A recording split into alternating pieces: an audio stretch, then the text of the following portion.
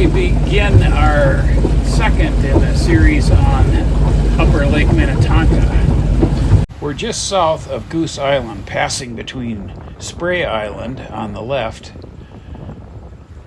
and Shady Island. Shady Island was originally called Rockwell Island after William Rockwell, captain of the May Queen. John Carman built a large two-room cabin on the island for his family. In 1880, Major Thomas Harrow opened the Harrow House on Shady Island. It was the first three-story hotel on the lake. Today you can get to Shady Island by taking Tuxedo Boulevard from Phelps Island and across Enchanted Island. But in the days of the Harrow House, you'd be better off taking a streetcar express boat. Spray Island is 21 acres. In 1856, Hennepin County gave the island to Robert Grimshaw as payment for some surveyor work.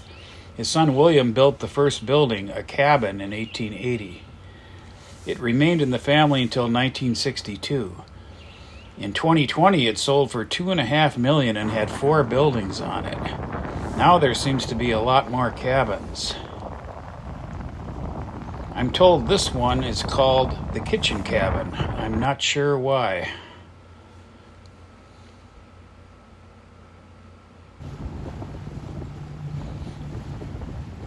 We now turn west and pass between Shady Island and Howard's Point. This bay has no name and is simply referred to by the locals as South Upper Lake. Howard's Point is named after Silas Howard. Born in 1804 in Rhode Island, Howard homesteaded on the point in 1858. Howard's Point Marina has operated since 1926.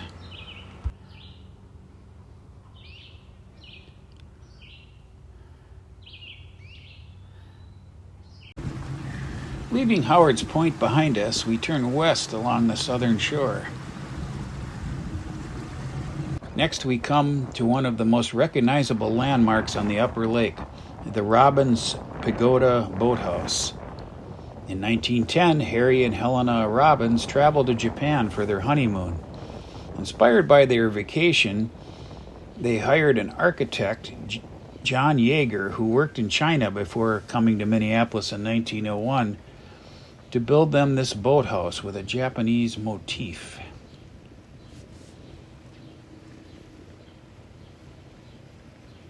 Our next stop is Boulder Bridge.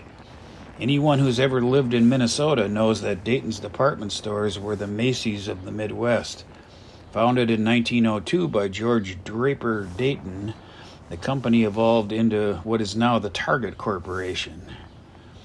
George's son Nelson received a degree in agriculture and bought a dairy farm on the shores of Lake Minnetonka in 1926. He named this farm Boulder Bridge Farm.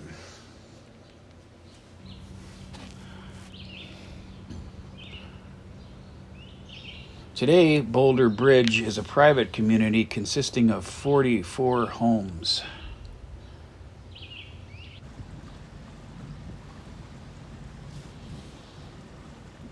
As you can see, all that remains of the original stone bridge are the footings. But the steel bridge that replaced it still looks pretty good.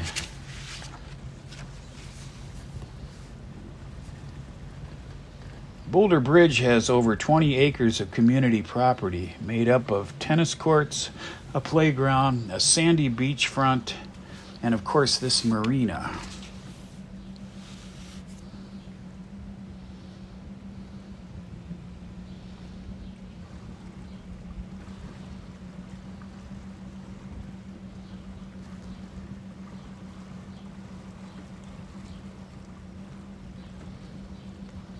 At the terminus of this little lagoon, we find Nelson Dayton's original stone boathouse, still intact.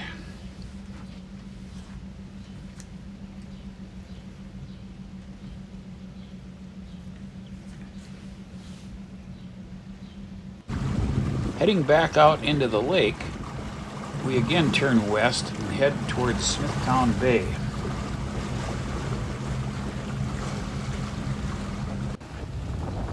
At 110 acres, Smithtown Bay is the southernmost point of Lake Minnetonka. It actually goes into Carver County and has the only shoreline on Lake Minnetonka not in Hennepin County. In the 1850s, it was settled by brothers Elliott and William Smith. They had ideas to start a town called Smithtown. On the shores of the bay, they built a mill, 2 log houses, and widened a Native American trail to accommodate carriages from Excelsior, which they coined as Smithtown Road. The town never did take hold, but the road is still there.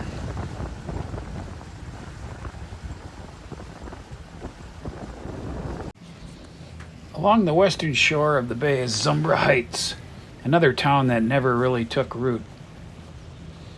To the north of Smithtown Bay is Wauwatosa Island. Once called Dunlop Island, it is named for a Dakota Indian who saved a maiden from drowning. Some of the locals call it Boy Scout Island for the Boy Scout camp that was there around the turn of the century. It is currently owned by the Three Rivers Park District. In the 1980s, we used to camp on the island, but that isn't allowed anymore. The island is 33 acres and is mostly wooded with several marked campsites along its shoreline. Across from Wauwatosa Island is Eagle Island, named for the many eagles that live there. This small unoccupied island is privately owned. Just to the north of Eagle Island is Crane Island. The island was once overrun by blue herons, which the locals mistakenly called cranes. In 1906, Mrs. Charles Woodward formed the Crane Island Association. She divided the island into lots with a common area in the middle. The lots are mostly private owned today, but the Crane Island Association still exists.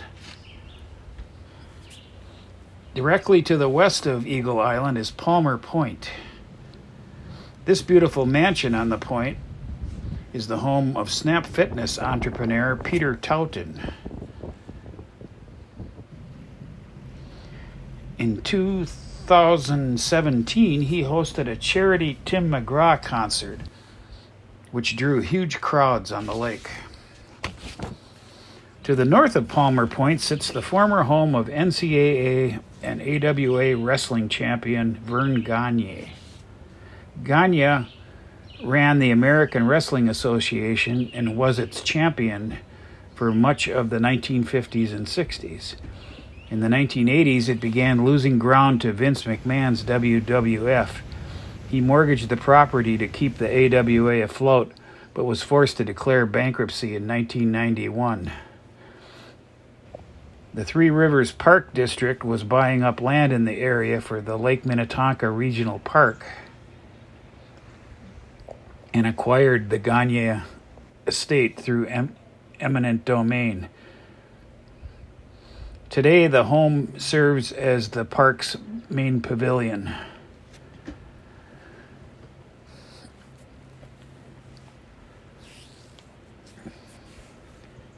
German immigrant Joseph Schmidt arrived in the area in 1853. His younger brother Benedict arrived 2 years later and purchased a farm in 1856.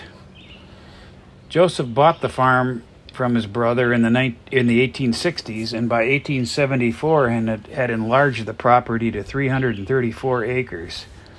During this time, he and his wife Elizabeth and their 7 children had been living in a log cabin. In 1876, he built this 2-story structure out of field stone. For Germans, a stone house was a sign of prosperity. In the 20th century, their son, Joseph Schmidt Jr., began selling portions of the farm to real estate speculators.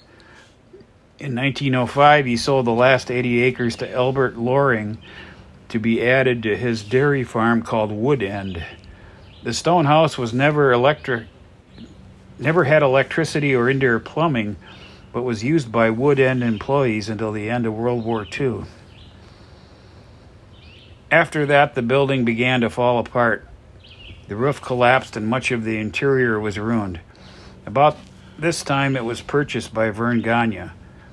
When the Three Rivers Park District acquired the ruins, it was placed on the National Register of Historic Places.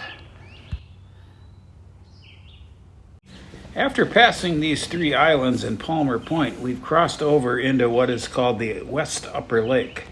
This was the site of the Hermitage. These homes along this shoreline are on a cul-de-sac at the end of Hermitage Trail. In the center island of the cul-de-sac is a plaque that reads, "Ahead on the shore of Lake Minnetonka is the burial site of brothers Frank and George Halstead. This is the site of their log cabin homestead called the Hermitage." In 1855, Francis Halstead acquired acreage on the south shore of Gribble's Bay, which would later become Halstead's Bay, and he built a small cabin.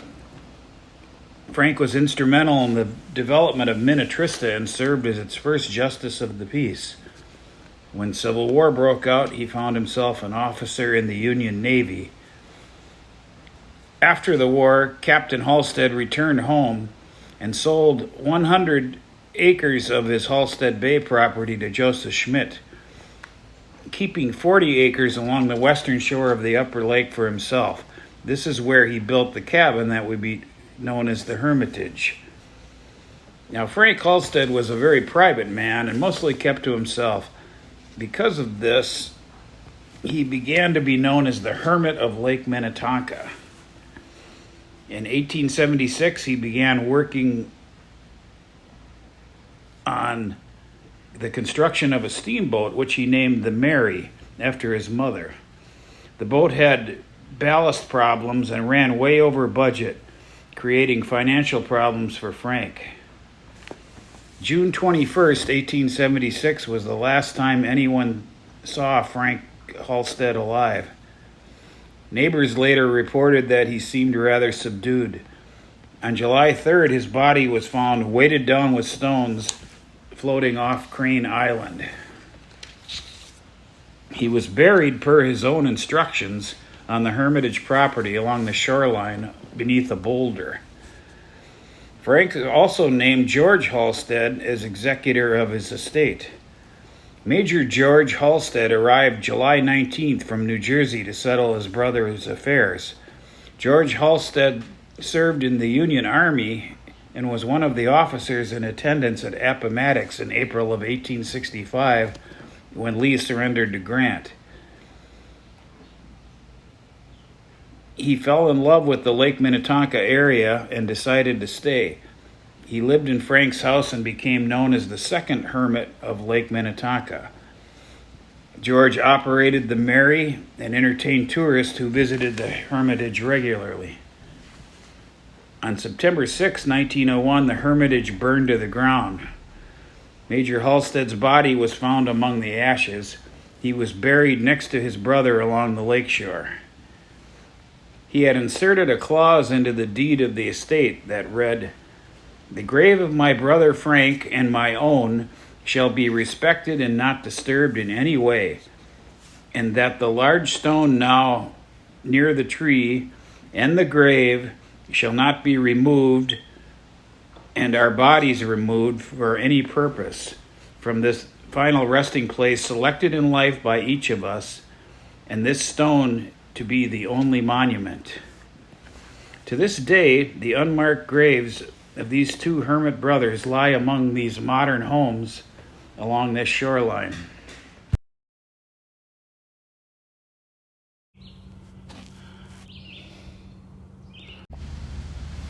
Continuing up the shoreline, we arrive at the north end of the West Upper Lake. Here, just to the west of Hardscrabble Point, is the site of the former home of Jimmy Jam Harris. With his partner Terry Lewis, Jimmy was a founding member of Flight Time, which later with Morris Day evolved into The Time, an opening act for Prince that was featured in the film Purple Rain. In the 1990s, they formed their own record label and were producers for many acts, including Yolanda Adams and Janet Jackson. The home fell into a state of disrepair when Mr. Harris relocated his business to Los Angeles.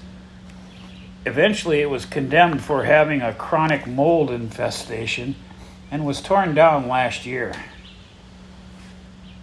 This concludes this part of our series on the Upper Lake. Look for part 3, where we will be exploring Cooks Bay and the history of Mound City. Until then, remember to click on like and don't forget to subscribe.